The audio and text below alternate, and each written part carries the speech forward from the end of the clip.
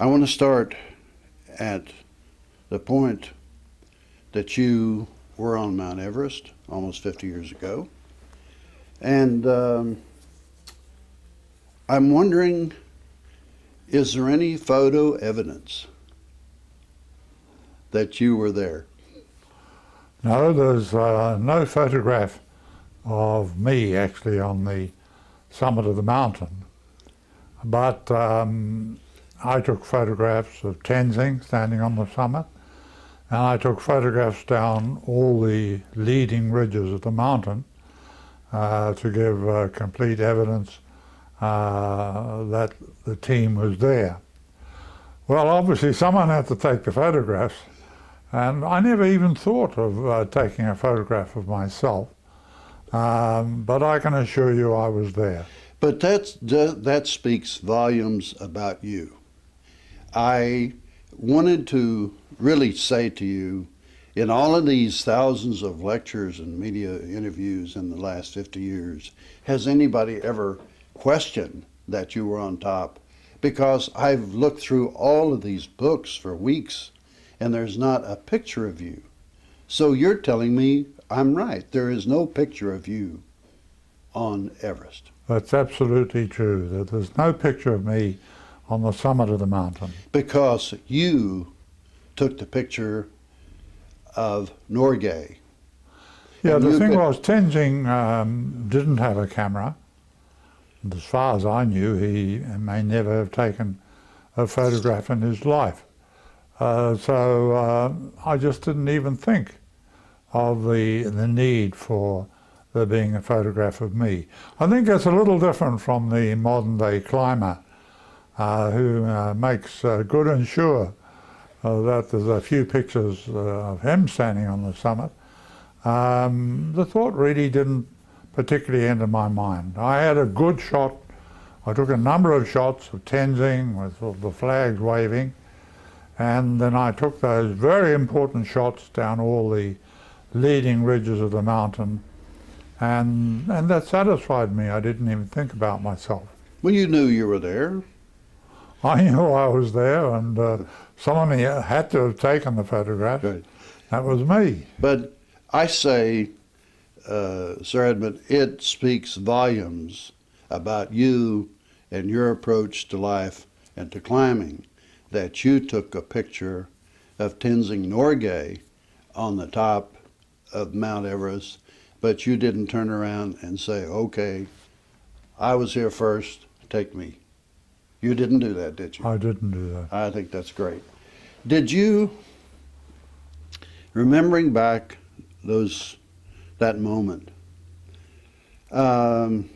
you had to have some sense that if I step foot on this mountain, it's going to have some measure of fame.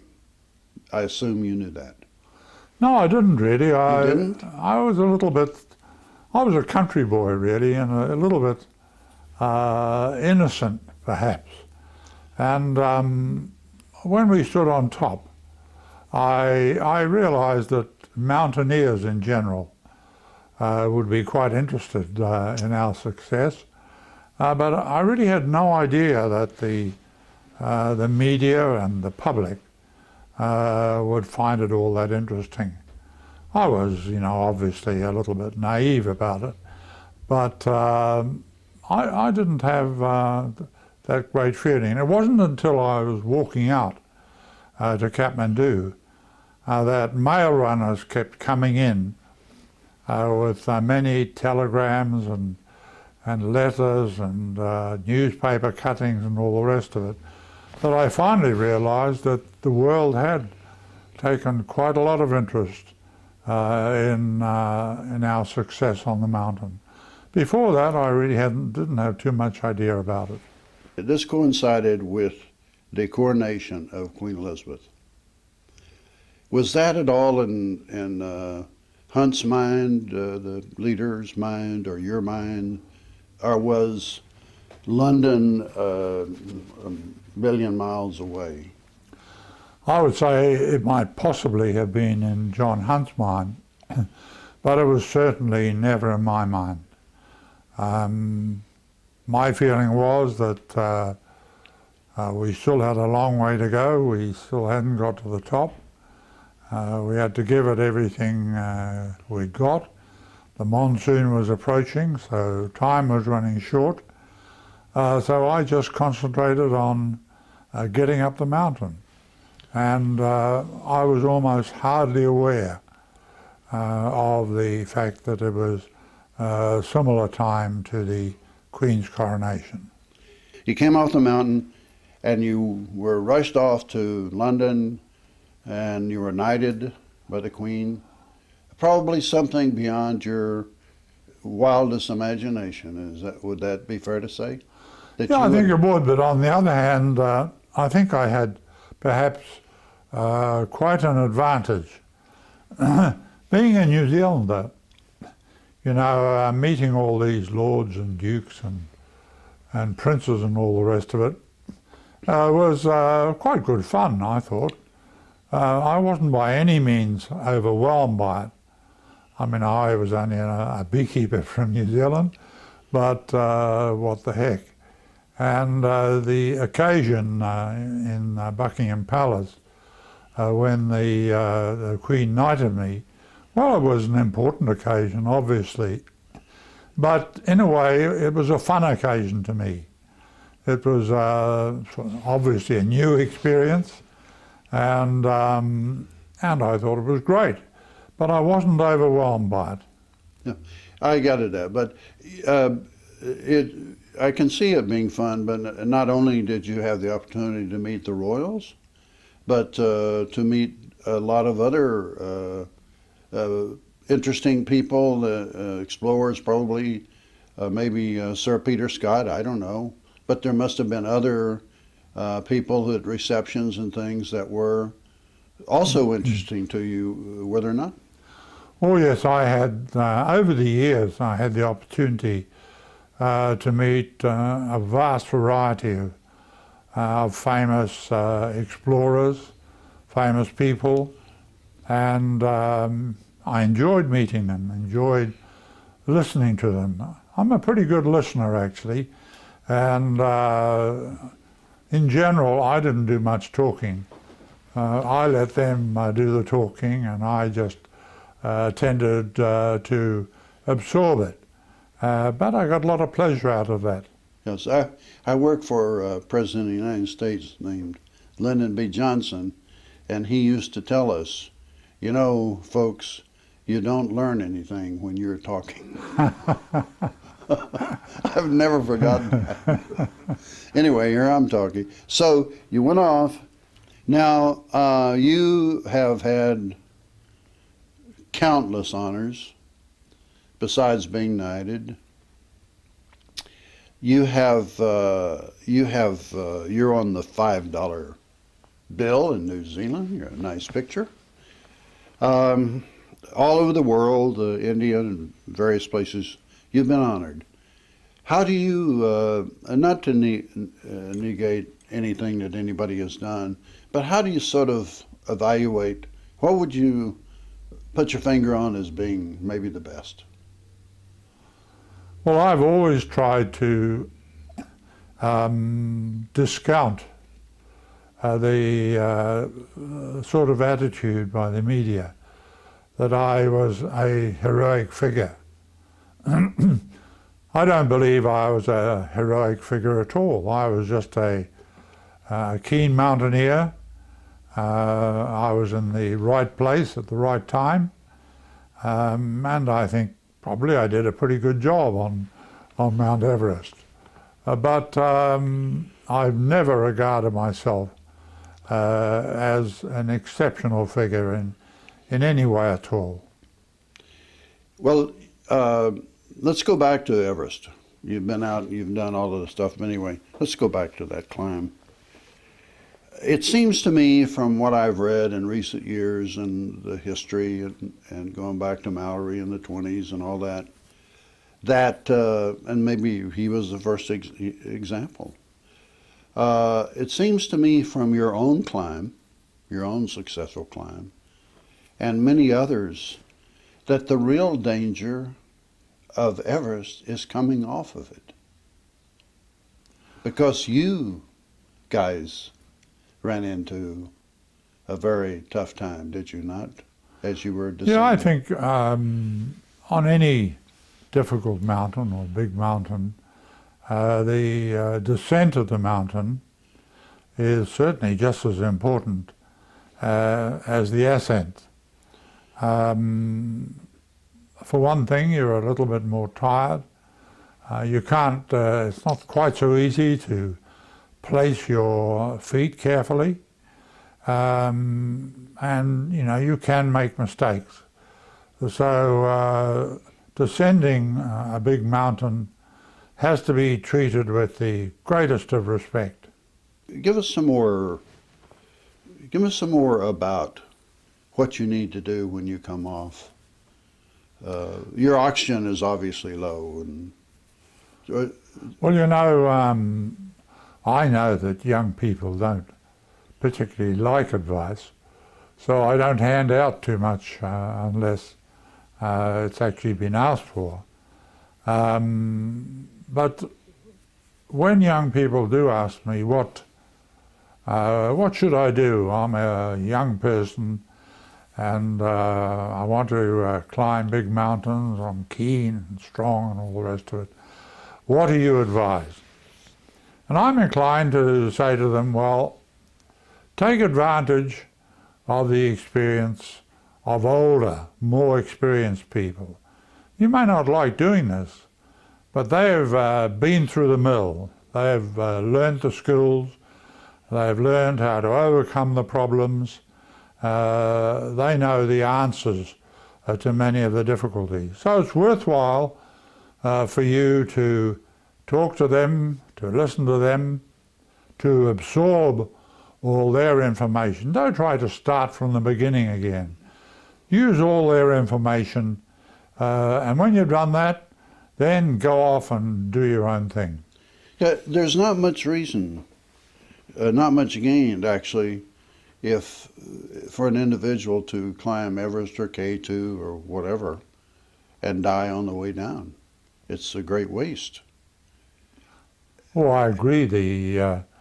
On any mountain, it's a two-way thing, really. You know, one part is getting up to the top, and which is quite important. But the second part, which is equally important, is getting safely to the bottom again. So I always encourage young people to keep in mind that the descent of the mountain may well be one of their major challenges. Would you talk a little bit about your descent from Everest? Well, on the descent, we came down what is now called the Hillary Step, the 40-foot drop on the ridge, and back to the south summit. And then we sort of plunged down the very long, steep snow slope to our camp at about 27,500 feet. And our tent was still there, and we crawled inside and we brewed up a cup of tea, and then we packed up all our gear and headed back down the southeast ridge. As we came down the southeast ridge, there's a couloir, a gully that runs up onto the ridge, and the wind that had been blowing had made the snow very firm. So I had to cut steps down into the gully until finally the conditions got much softer and we were able to plunge down the bottom part onto the South Col. And then coming up to meet us from our camp on the Col was my very good friend and fellow New Zealander, George Lowe. And George, we sort of came together at the bottom of the couloir, and I remember George saying to me, "How did it go, Ed?" And then I said my famous words, "Well, George, we knocked the bastard off." You know, it rather surprises me that I made that statement because I didn't use strong language at all in those days, but just on that occasion it seemed the right thing to say. So George had a thermos flask of, I think it was tomato soup, and he gave Tenzing and me a good swig of that, which we enjoyed, and then we returned back to our tents. There was no problem with oxygen coming down? No problem. With oxygen depletion? No, we ran out of oxygen about halfway down, but we just moved slowly down without just being very careful and without too much trouble. And we didn't feel any severe effects of the lack of oxygen. And you had fairly good weather, I guess. Well, when we actually first got to the South Col, it was very windy and very unpleasant weather. And we had hoped to head off up the mountain the next day. But it blew furiously all night, and next day was very unpleasant indeed. So we had to spend another night on the South Col. And, just the two of you? Yeah, but there were various other members of the party around. Yeah. So we all spent an extra night on the South Col. But by next morning, the weather had improved considerably. And then we started off up the mountain to establish our highest camp. And? Nowadays, of course, they don't have a high camp on Mount Everest. All the expeditions climb from their camp on the South Col. But we had planned to put in a small high camp. We had 3 extra members to support us up to the high camp. There was George Lowe and Alf Gregory and one of our very good Sherpas. And they dumped all the gear there and we dumped our gear, and then they headed back down to the South Col. And Tenzing and I put up our tent and crawled inside. And all that night it blew quite strongly. There were sort of severe gusts of wind. We could hear them coming around the mountainside, sort of with a woof and a bang. And we didn't sleep a great deal at all that night. But in the morning, early morning, about 4:30 I think it was, I looked out the door and the weather had obviously cleared quite a bit. And so we knew we could get ready and start up the mountain. That's what we did. Okay. And were there any moments of doubt or danger? Or? Well, you know, when we were halfway up the long, steep slope towards the south summit, there was a lot of very soft snow. And we'd sometimes take one step forward and then slide back through a couple of steps. And I was a little bit concerned about possible avalanche danger. And I remember turning to Tenzing and saying to him, "What do you think of it, Tenzing?" And he said, well, he didn't like it very much. And I said, will we carry on? And he thought for a moment and said, "Just as you like." Well, that was a good enough reason, so we carried on. And the conditions did improve, got a bit firmer, and we duly reached the south summit. Okay, you go on. You've reached the south summit. And then from the south summit, we looked along the long, narrow summit ridge, which looked quite impressive to us. Hard. I think lower down we would have regarded it as a good alpine ridge. But up here at close to 29,000 feet, it looked quite demanding. And there was it was corniced, it was overhanging with ice on the right-hand side. So we knew we couldn't keep on the crest of the ridge. we'd have to keep down a bit on the left-hand side above the great rock face that dropped thousands of feet down to the valley. So I just cut steps. You know, in those days we were great step cutters. Nowadays nobody cuts steps. They have much better equipment and so on. But I just cut steps along the snow on the side of the ridge. Tenzing followed along behind. We reached this... You were roped up? We were roped up, and in places we moved one at a time, actually. And then we reached this step. Then we reached this step, which is now called the Hillary Step. And I looked at it and I thought, you know, it looked pretty demanding to get up it. But on the right-hand side, stuck against the rock, was this ice cornice, which had broken away a bit from the rock. So there was sort of a narrow gap between the ice and the rock. And I decided, I didn't know whether the cornice would stay in place, but I decided to crawl inside that crack, and I had my back against the ice and what handholds I could find on the rock, and I scrambled my way up and reached the top and hauled myself out. That, you know, was the first time that I was absolutely confident that we were going to get to the top. Before that, it had all been really a big gamble.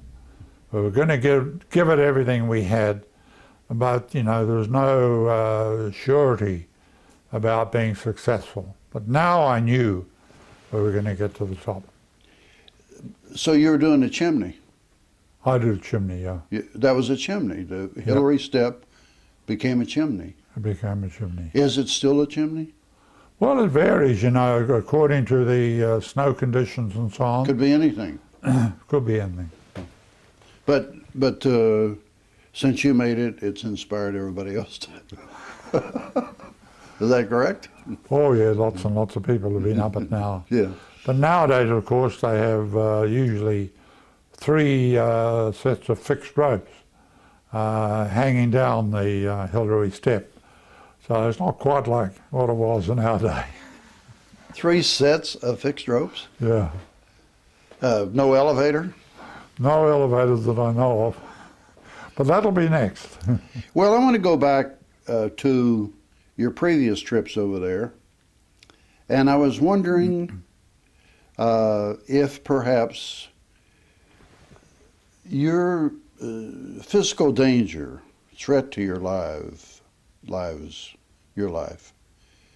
may not have been as you were doing these scouting trips in the previous year or two, where I've read that you were falling into crevasses left and right.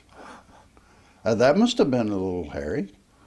Yeah, it was hairy, but one thing that George Lowe and myself, we were very experienced in snow and ice climbing, in crevasses and ice walls and all the rest of it. We'd trained, you know, very extensively in the New Zealand Alps, where we have tons of crevasses and ice walls. So we were pretty good in handling snow and ice conditions.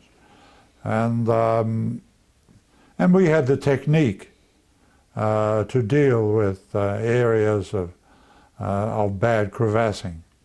Sure, I fell down quite a few crevasses, but always I would have someone like George on the other end of the rope.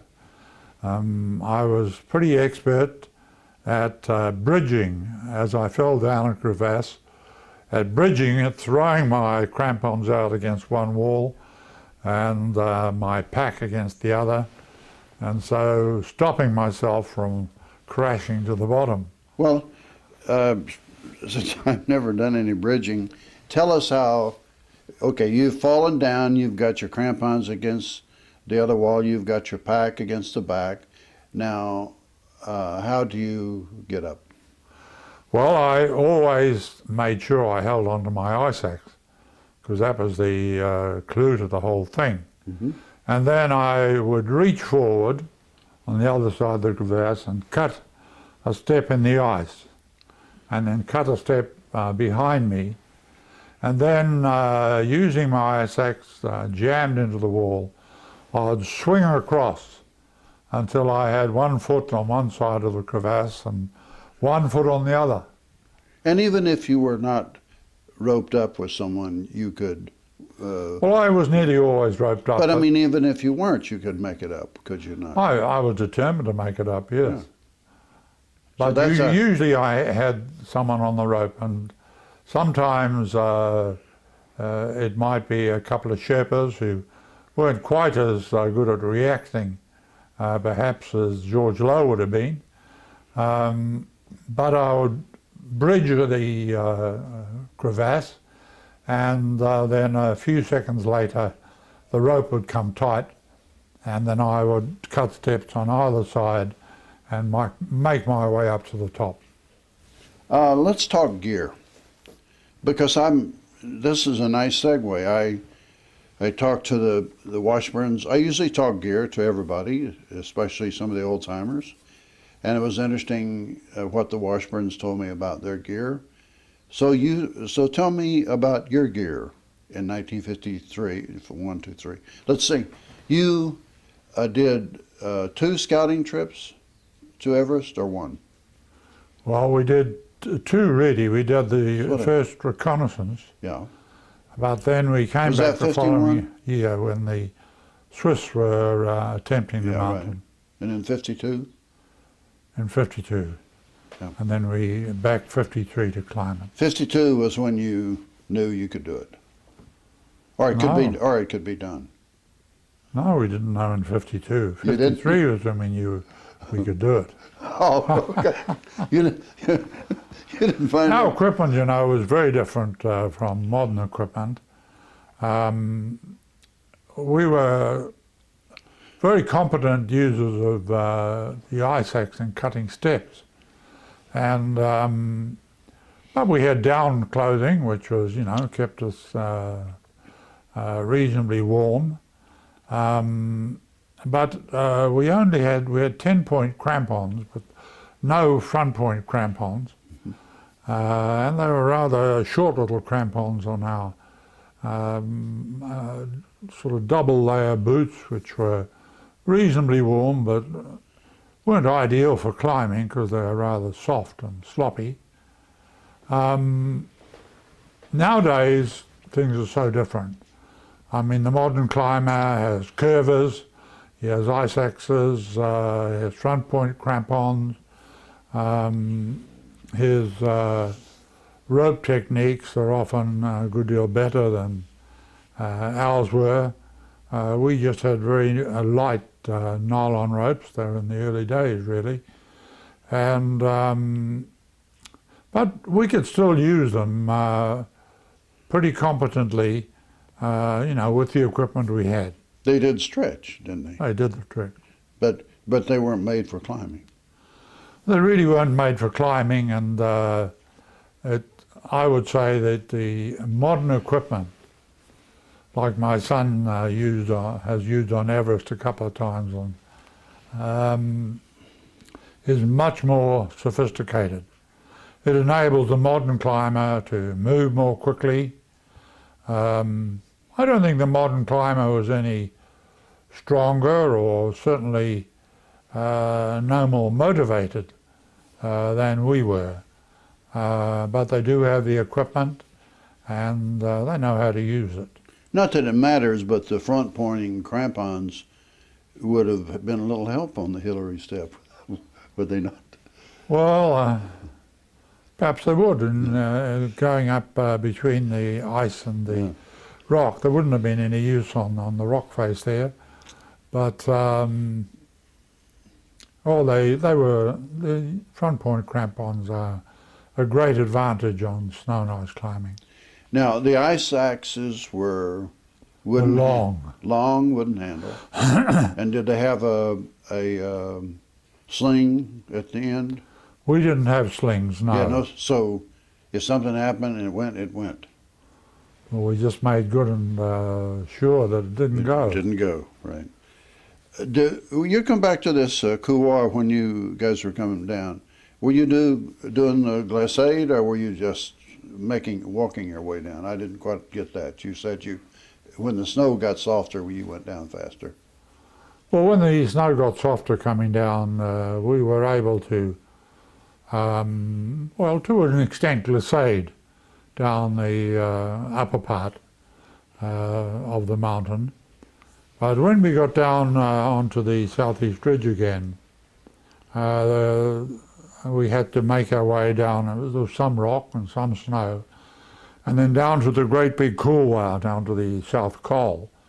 As I mentioned, that was had been hardened up by the strong winds, and so I just had to set to work and cut steps with my ice axe for about halfway down, and then the conditions got softer, and Tenzing and I were almost able to run down the lower part of the couloir. We were still roped up. Yeah, we were roped up the whole time. Yep. And that's one of the big differences, of course, with modern climbers. A great deal of climbing nowadays is done unroped. But we roped up, and we protected each other all the time, really. Okay, more on equipment. Now, you come from a land here that is famous for wool. What did you have wool? Any wool clothing? Sort of describe the. I guess I didn't. I was thinking back because I was in Korea in the war with the Marines at that time. So you had down jackets, thick. Yeah, we did. And pants. We had we had woolen singlets. We had heavy woolen shirts, and then we'd have a woolen sweater, and then on top of that we would have a thick down jacket and down pants, and then right on the outside we'd have windproof jacket and windproof pants. So we had plenty of layers of stuff. Took you a while to get dressed. Took a little while to get dressed, but it was worth it once it was all on. And what about gloves?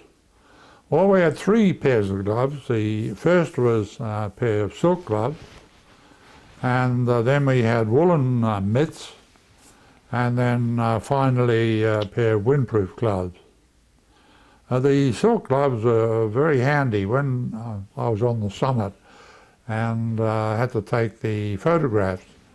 I took off the windproof and woolen mitts, and I got sufficient protection from the silk gloves to be able to operate my camera and take all the photographs.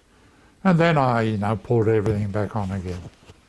Do you know what the temperature was when you're on the summit of Everest? Well, I didn't have a thermometer up there. I think we estimated it was minus 16 to minus 20 Celsius. It was cold, yeah. Do you have a lot of wind? There were gusts of wind on top. I remember when I took off my oxygen equipment on the top to take all the photographs, and the wind was blowing across from the west, and it was full of little bits of ice, and all the ice sort of prickled against my face. So I was very much aware of the wind and of the ice that was carrying through it. And of course we knew it would be something like that, because when you look at Everest from down below, you can usually see that long plume of wind-blown snow and ice streaming from the summit. And we certainly had that too. How long did you stay? We only stayed there 15 minutes. Did you get the hell out, huh? Yeah, we were very much aware of that our oxygen was getting lower, and that we wanted to get safely down the mountain. Okay, backing up to you're a country boy. You just said that, so I could say that. And you had done your climbing down here in the New Zealand Alps. And but I'm interested in how you are way over here, and Hunt. Or I think there was a previous leader that backed out. Is that Yeah, Eric Shipton had been Shipton backed our out? first leader. He was a wonderful famous explorer, Yeah. really. Mhm. And so Shipton backed out, and Hunt stepped in. Now I've always wondered what gave someone in the Army climbing experience especially to take on something like Everest. Well, John Hunt actually was a very experienced mountaineer. He had climbed in the Himalayas before, and so he knew what he was doing, actually. He was a very good organizer, and you know, I was a little bit worried about having an army officer as leader of the expedition, being a somewhat independent type myself.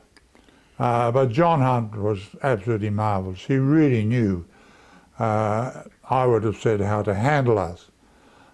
He never issued an order or anything like that. It was always discussion and suggestions, and no, he was good. He proved to be a very good expedition leader. But he did choose the people who went on the teams. Yeah, the final actual discussion was after we had all our equipment up on the South Col, and then we were ready to put in the big push towards the summit. And John Hunt and Charles Evans, who was sort of our deputy leader, and myself, John Hunt got us into his tent, and he'd worked out a sort of a plan for everybody on the mountain. And he discussed it with Charles Evans and myself. Charles Evans had been given the job of really what they call the first attempt, which was essentially to reach the South Summit. And then he'd given Tenzing and myself a job of trying to get to the top. Well, obviously, Charles Evans and I agreed wholeheartedly with that. We thought it was a pretty good idea. And then we went through all the other quite important jobs up the mountain where good climbers would need to be. And then John called everybody in and announced all these things. And generally speaking, everybody was pretty satisfied with the jobs they were given. And that's how it was decided. That's how it was decided. You know, it's a bit different nowadays. People tend to be, I think, much more prima donnas, perhaps. And but we had a leader, and although we all, no doubt, wished to reach the summit, we were prepared to discuss what we should do, and then John made the final decision, and we followed that. But I got a little digressed there, which was wonderful. But to come back to your gear, tell me about your boots. Well, our boots were nothing like the boots that we have nowadays. They were specially made for us. They were very soft, vapor barrier with a sort of very light layer inside, and then I don't know what the filling was, but there was a filling in between, and then the outside, and then very light soles on the boots, rubber soles, and but they did the job, but they were not ideal for technical climbing. The main thing about them was that they kept us reasonably warm. Sir Edmund, what sort of things could you think about that these young people might stick in their kit when they go climbing big expedition, or maybe not so big. Lots of these young people go out solo in very isolated places and so forth. Are there any things that you can think of that maybe people don't think about today that were pretty good stuff then? I mean, besides the dried food and all that. Yeah, well, in our day, of course, we just used the equipment that was available. In a way, we were on a bridge between, you know, the really old equipment, the early days on Everest. They just had tweed jackets and pants and so on, and windproofs. It was pretty primitive.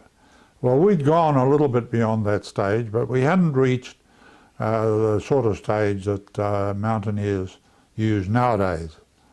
And you know, my son has piles of very sophisticated equipment all over his house and all over my house and everywhere else.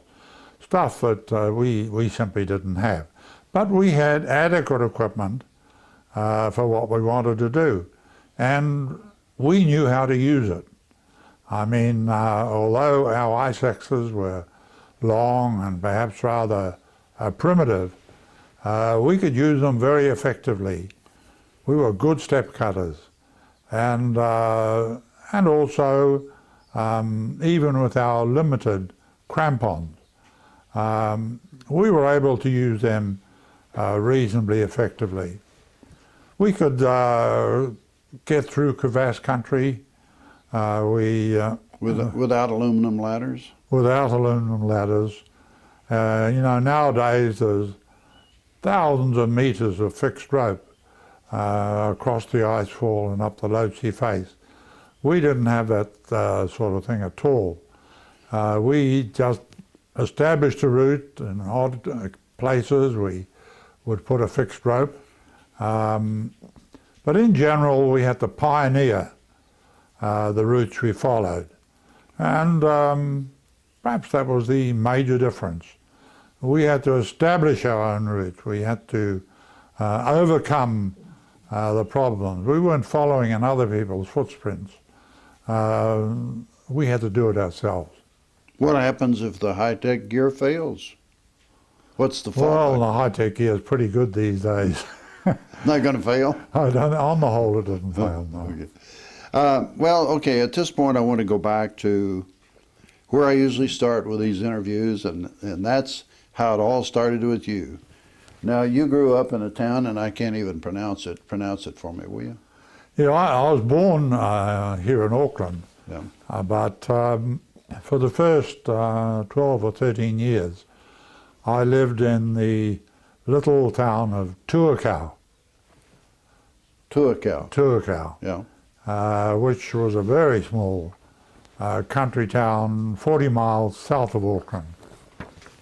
And my father was the editor of the country newspaper called the Tuakau District News. You know, it wasn't exactly the New York Times or anything of that nature, but it was quite important in the community.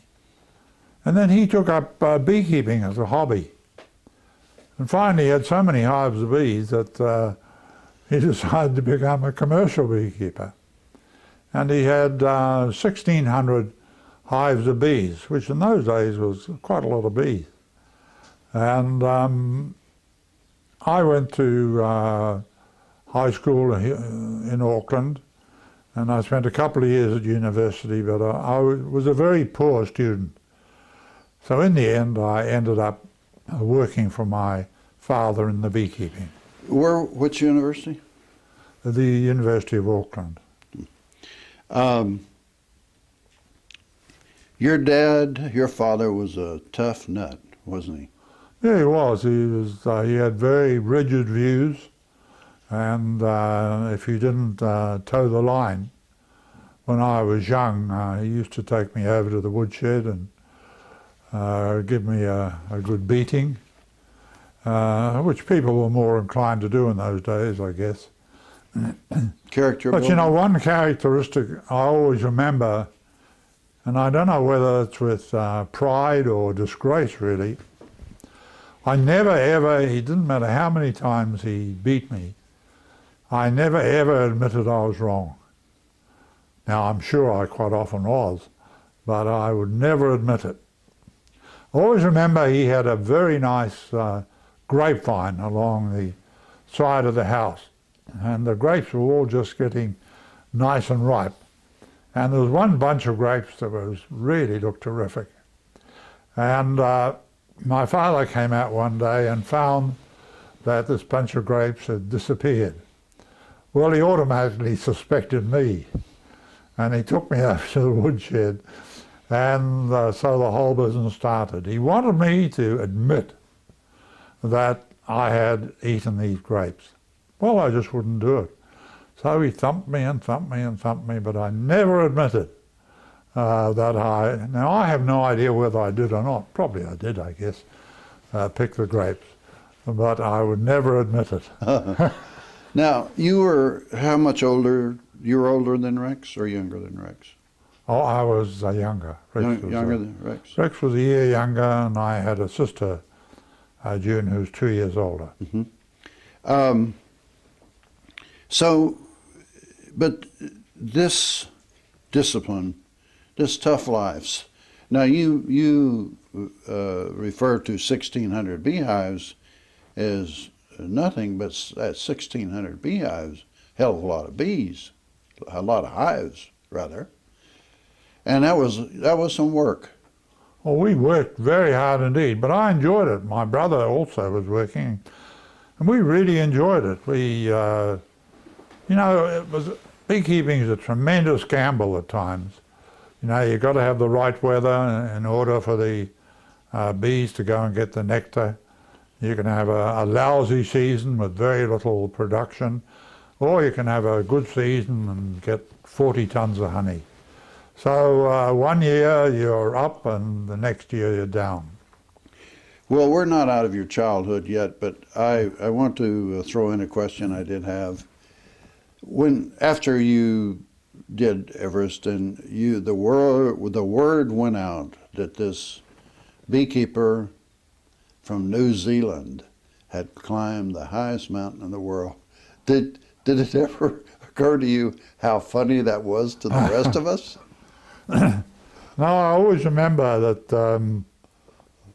when we were walking out from Mount Everest, and we were getting all these mail runners coming in to meet us, and a mail runner came in with a whole lot of letters, and there was a letter for me, and it was addressed to Sir Edmund Hillary. And I thought, oh, big joke, and all the rest of it. But George Lowe, who was a bit smarter than me, he realised that it wasn't a joke, and that the Queen had made me a knight. Well, my first thought was, well, I'm not really suitable material for a knight. When I'm back home at the bees, I'll have to buy myself a new pair of coveralls so I look a bit more respectable. That was the thought that entered my mind. It wasn't even the honour or anything. It was just I'd need a new pair of coveralls.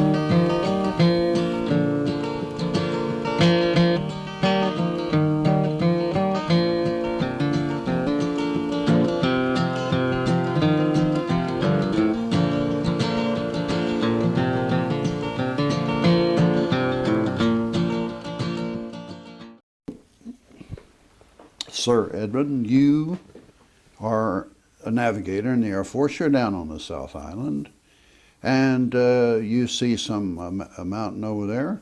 You think you should be on top of it, and away you went. Yeah, well, I was only training, to be a navigator at that stage. And it was in the winter time in the Marlborough area of the South Island. And peeping over the top of the surrounding hills, I could see a pretty impressive mountain covered in snow. And I knew it was called Mount Tapoinuku. And so I decided that would be a pretty good mountain to climb. However, I wasn't able to persuade any of my companions to come with me. I'd climbed a lot of the mountains around that area, smaller ones, and some of them had come along. And my best friend came along once, and when we got back to camp, he said, "Well, Ed, that was great fun, but I'm not going again." So obviously it had been a little bit tougher than he expected. Anyway, I finally organised things. I got a 3-day leave, and there was a friend there who had a motorbike, and he took me over the intervening hills into the valley, and then he wasn't a very good motorbike driver, and he tipped us out on the shingle, and I decided to walk from then on. So I walked up this valley for hour after hour, and then finally up a side stream at the foot of this mountain, and finally spent the night in a shepherd's hut, way up in this little cold water stream. And there was snow around down at this level. Well, I didn't sleep very much. There were a lot of mice in the hut, and I'd sort of wake up with a mouse sitting on my head, which put me off a little bit, I must admit. But anyway, early in the morning, I had a bite to eat, and then I started up this great long ridge towards the upper part of the mountain. And the snow was quite heavy going, but I was pretty fit in those days. And finally, after overcoming quite a few problems and difficulties on the ridge, I got high on the mountain and the clouds swept in and it started snowing again. Well, I kept going and I kept going until finally there was nowhere else to go, and I realised I was on top of Mount Tapoinuku. And so then I just turned around and started down again. And once again I was very careful on the descent because it was quite icy in places. And but I couldn't see. It got dark and I couldn't see where the hut would be. But then, I stumbled over a rock, which I remembered stumbling over on the way up. So I thought, this is it, this is where I get off. So I went down the side of the ridge, down into the river, and sure enough, there was the hut. So I spent only about 4 hours in bed, I guess. Then I got up very early in the morning and headed down the river and out to the road, and started down the road which led in the end back towards my camp.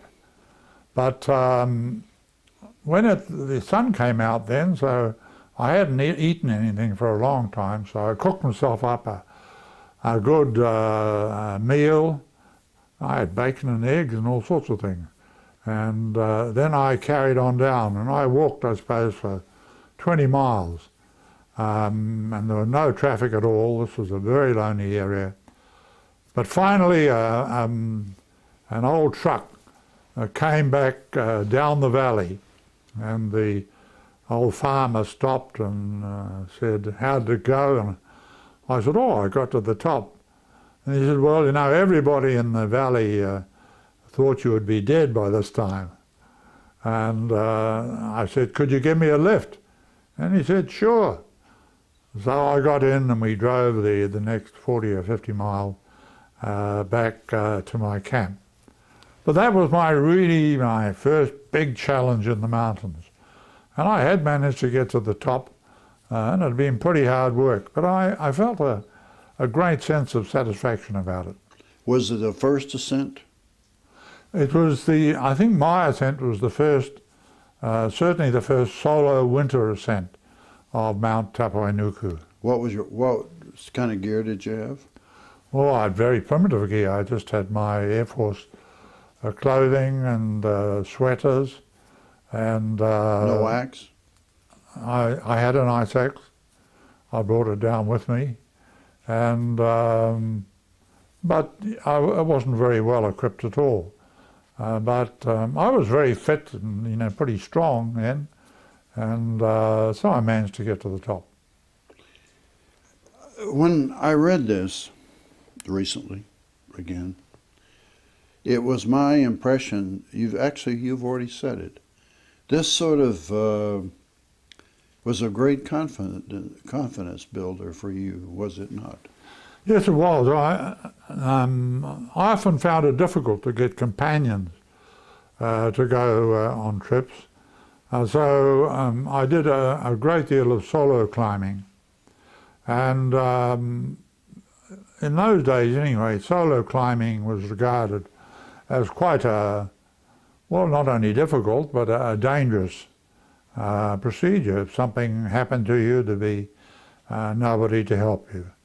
But I did a lot of solo climbing, and I think it did build up my confidence in myself, that I was able to carry on my own, and I climbed quite a few mountains like that.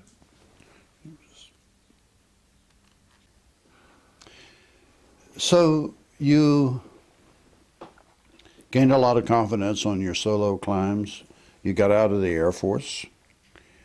And how was it that Shipton and or Hunt found out about you and George Lowe down here? Well, I did, after the war, I did a lot of climbing. And my brother and I had pretty much taken over the bee business from my father. So I had a little bit more time to go to the mountains. And finally, four of us decided we'd done some pretty good new ascents in New Zealand, and we were very experienced climbers. And we decided we would like to go to the Himalayas. So we organised things. It was a real shoestring expedition, but we went to the Gawal Himalayas, which is the Indian part of the Himalayas. And we were pretty successful. You and George? Me and George and Earl Ridderford and one other member. And we climbed, made the first ascent of 6 mountains over, from 21 to 23,000 feet.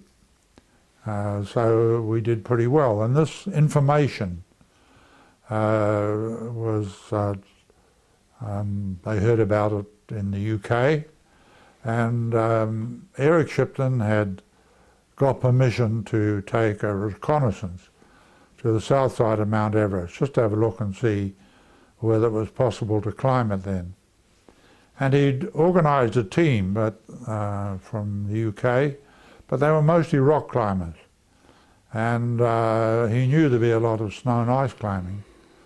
So he invited 2 of us, sent us a message, invited 2 of our 4-man team to join up with him. So we chased after him into Nepal in the monsoon season, fording rivers and dashing up hills, going hell for leather. And we finally caught up to him. And he had his team of 4, and then the two of us. And so the six of us went up to Everest Base Camp, and we were really the first to have a good look into the up the icefall and into the western combe, and the first to realise that potentially there might be a route to the summit of the mountain up that side.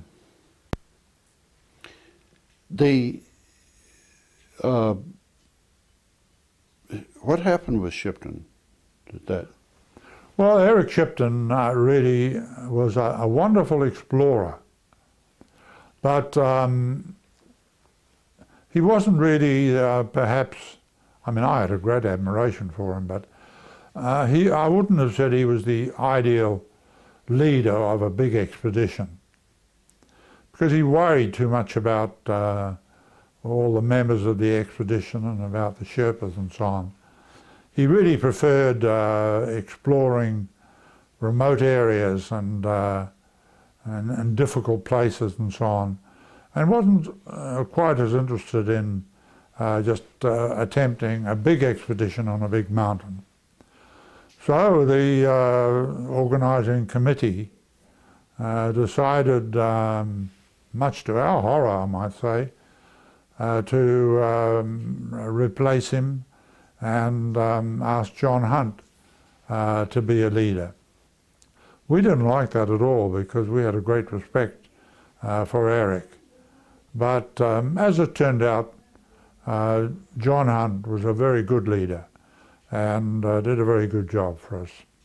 So you and Hunt were the only two people knighted from that group? Yeah, that is correct. Yeah, John Hunt was expedition leader, and myself as having reached the summit.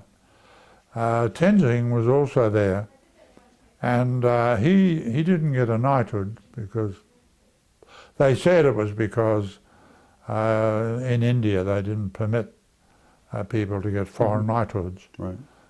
So he received the George Medal, which was the highest decoration for courage and so on in Britain.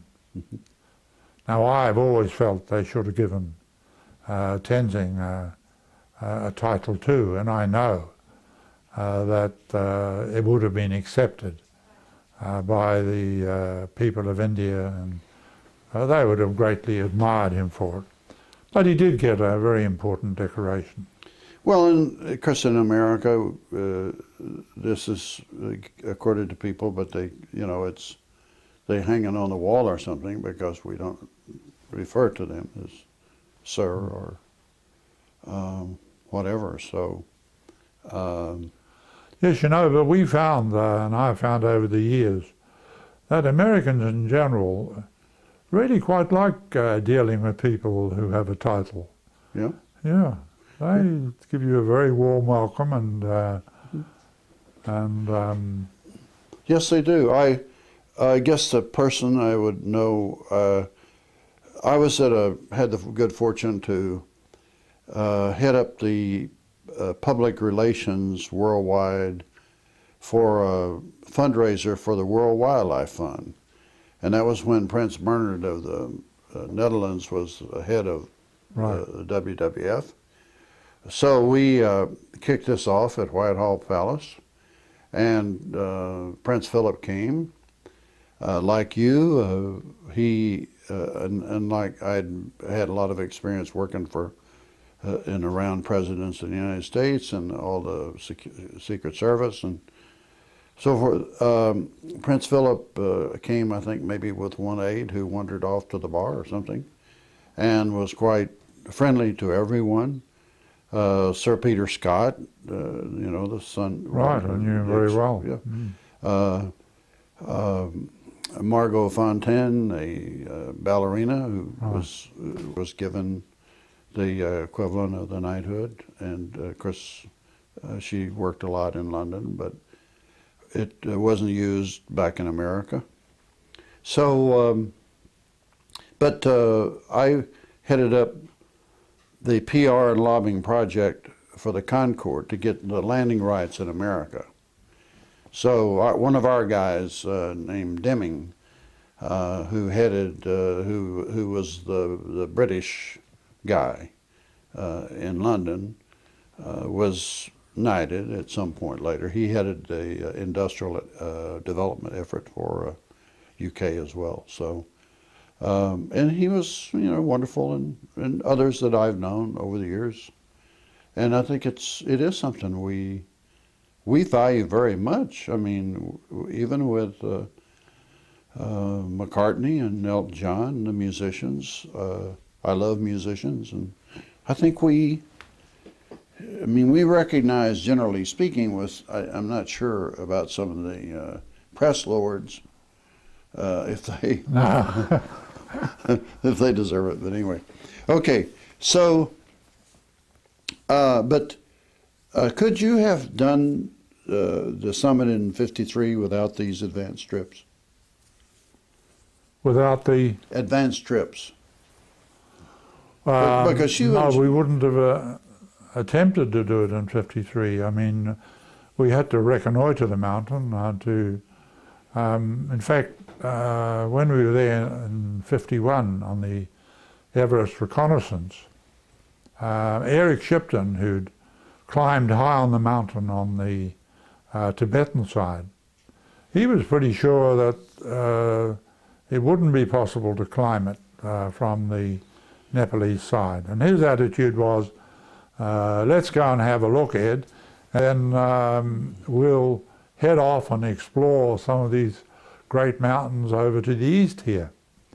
So we went in, and then he and I climbed up a big ridge of Pumari, quite a big steep ridge there, and we could look right into the onto the icefall and into the Western Cone. And then we suddenly realized that maybe there was a possible route. If we could get up the icefall, if we could get up the Lhotse face onto the South Col, it might be possible to reach the summit. And that was really the first time that anybody had ever felt that a route was possible from that side of the mountain. And of course that was the route that we went up the icefall. We hadn't the equipment to go beyond there. But the Swiss put in 2 expeditions, and which failed? They both failed, yeah, but they, in the first one, they got to 28,000. They got to the south? No, not to the south summit. They didn't get to the south summit? No. But they got high on the mountain. Mm-hmm. But then they really failed on the 2 expeditions. They were a very strong party. And then it was our turn. Sir Edmund, there's something I don't know. Who's left from that group? Well, we still have about half the team, I think, is left.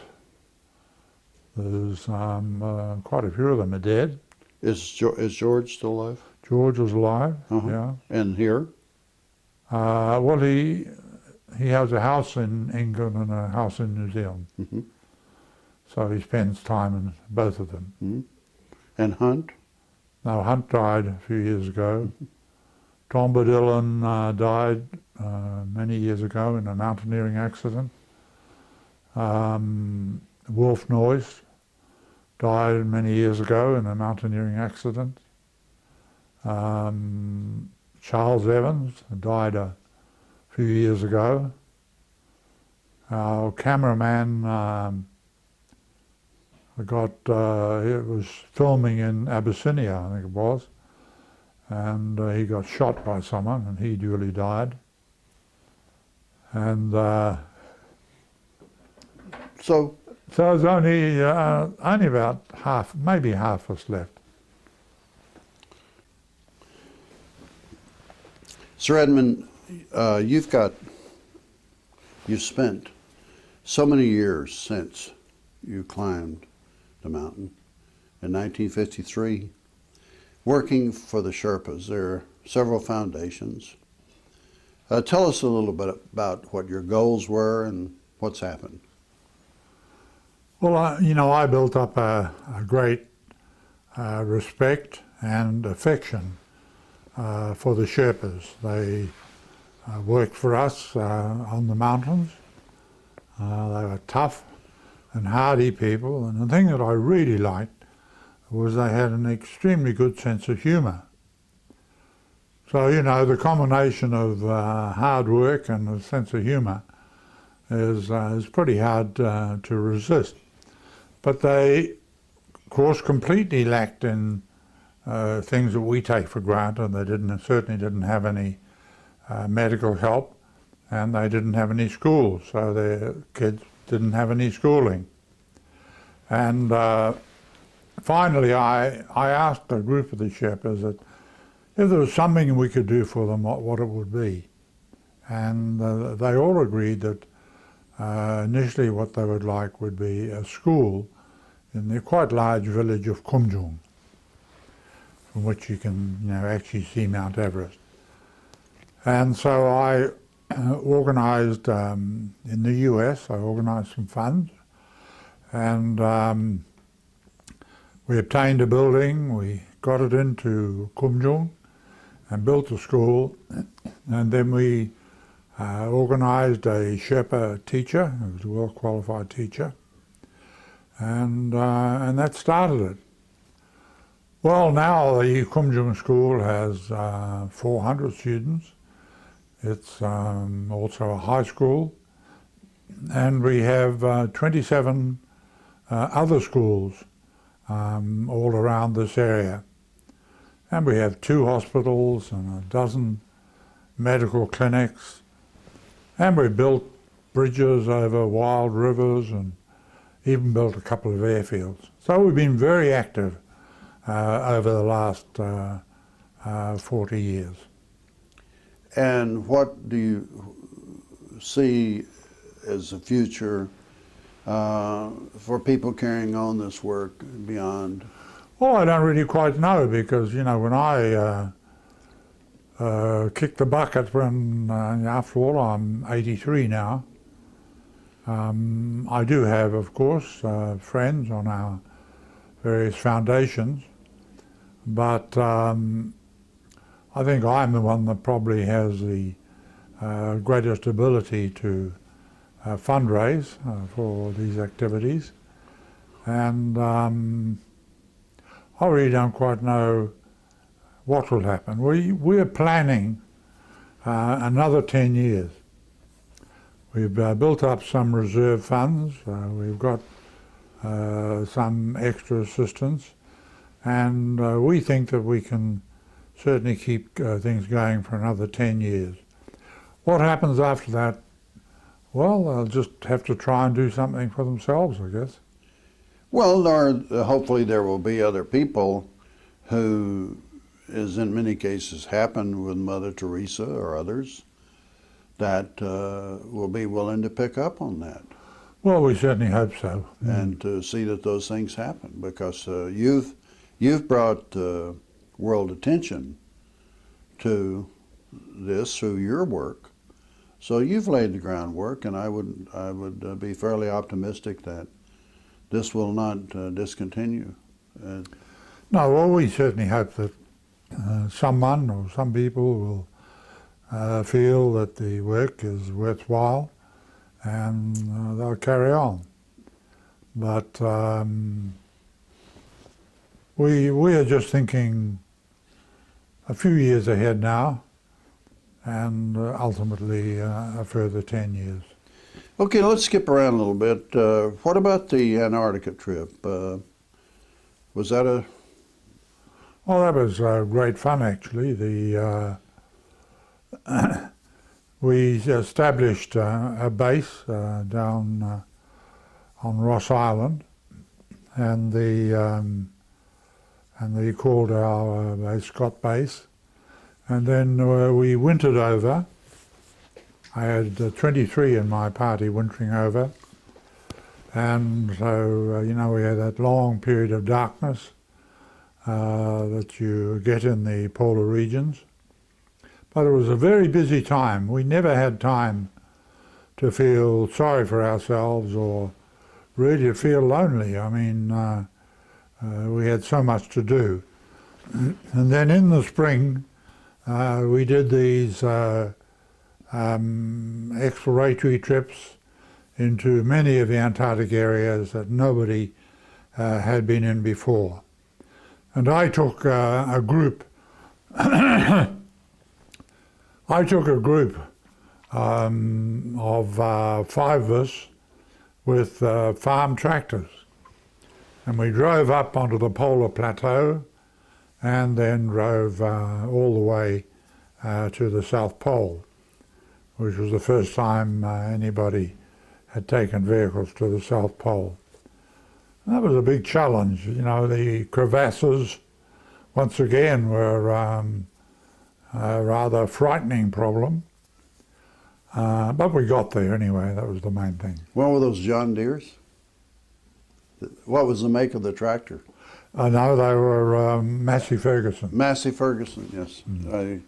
I couldn't remember. One of the unusual things about our country is that they set out where all of these tractors, farm equipment, had their own color, you know. Yeah, right. International Harvester was red, and JIK was gray, and bulldozer. I mean, the bulldozers are yellow, and Massey Ferguson had its own color. I don't know what it was. John Deere was green and yellow. Yeah, they were red. Yeah. So these were just regular farm tractors, and you made They're regular farm tractors, but they had an endless belt that went over the wheels, and that enabled us to travel in softer snow. They weren't by any means ideal snow vehicles, but they were all we had, and they did the job. Did they have covers? Cabs? No, we had cabs, or you're just... It was all open up top. Oh, open. Yeah. So we had to be fairly well equipped. A lot of the time, the temperatures were minus 30 Celsius, even up to minus 40 Celsius, which is the same as minus 40 Fahrenheit. Yeah. So there were some pretty cold temperatures. All the time. Yeah. And that was a lot of, that you felt that was a very fun... Well, you know, it was a big challenge. But it was a great challenge, and we were frightened to death at times. But no, it was, we also felt, you know, a great satisfaction in being able to do it. Well, speaking of frightened to death, not necessarily frightened to death, but Sir Edmund, has there ever been a time when you're going up Everest or whatever, when you stopped, you're breathing hard, and you look around and you say, "What the hell am I doing up here?" I've had that feeling on quite a few occasions, really. You know, I've sort of said to myself, why I should be back home lying on the beach, sunbathing. What the heck am I doing up here? But you know, you enjoy that challenge, and so you keep going. Yeah, that passes and you keep going. Okay, let's talk about the what's the super highway traffic up to Everest these days, and all the trash is being left and so forth. Is there an answer to that? Well, I think, you know, expeditions are, I think, taking a little bit more trouble now to not leave as much trash around the place as they did before. They've still a long way to go, but I think it's better than it was 10 or 20 years ago. And it will be left there, or will it be taken out? It will be left there, yeah. And of course the mountain is just covered with dead bodies, and there have been 160 people who have died on Mount Everest ever since 1931, when the first expedition. So it's still a dangerous place.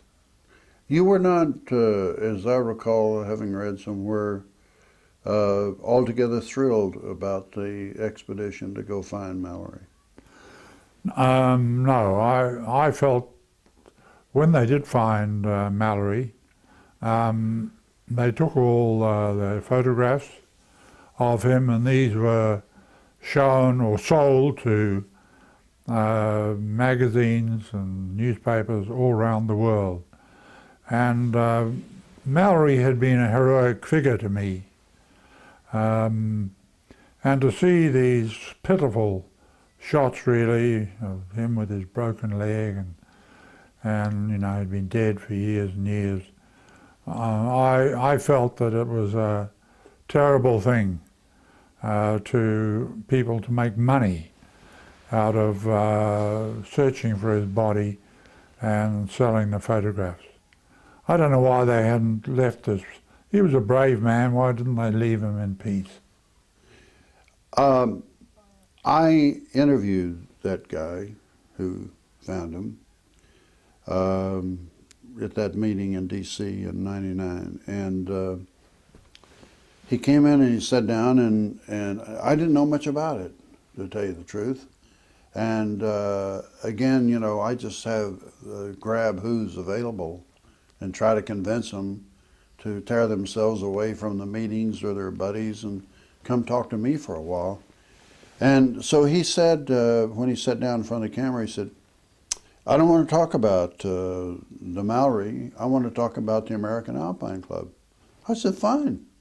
Let's talk about the American Alpine Club and where it's going and so forth. So that's what we did talk about. We didn't talk about the Mallory thing, and I don't know, I never saw any pictures, and I don't really know much about it. But there's somebody I think is determined to go up and find the damn camera, you know, and so it never ends. It never ends, no. And you know, the funny part about it is that well, when you're mountaineering, there are two parts of the expedition, really. One is getting to the top, and the other, equally important, is getting safely to the bottom. Well, Mallory, of course, may have got to the top, and he may not have. We don't know, and maybe we'll never know. But he sure as hell never got to the bottom again. And he sure as hell was a great climber, wasn't he? Yeah, he was the inspiration of all the Everest expeditions. He was a very good climber and a very determined person. I admired him, actually, but I just felt he should have been left in peace. It's really kind of interesting how great climbers emerge from beekeeping farm. He was a school teacher. Right. He wasn't a rich person. He was a school teacher, had a family.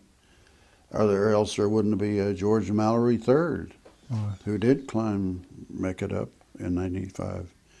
Bob Bates, his father was a professor. Some of these people had wealth in their families, but they were from the Ivy League schools. And yet these people come from all over and different circumstances, and they find something that takes them up, and they often become famous for having done first ascents of. Yeah, I mean, it's there was a period in the early days of mountaineering when it was the sort of young sons of the wealthy who did a lot of the pioneering work, and but that has all changed now. And many of the great climbs are done by people. They could be a professor, or they could be a farm worker. It doesn't matter so much, as long as they can raise the money for the project, and as long as they are skilled themselves, they can tackle almost anything. Yeah, it's quite amazing to me as a skier that we have millions and millions of skiers in this country, but it's always some poor kid who comes out of nowhere, like Tommy Moe, you know, and Billy Johnson, had very tough lives, often from broken homes, are the ones who emerge. They're not the kids who've been skiing on Aspen and Vail since they were 3 or 4 years old. These kids come out of nowhere and become our gold medal skiers. It's a great thing. Well, I think they have the determination to succeed. They've always wanted to succeed. They haven't had much help from anyone, but they are determined to succeed, and that drives them on.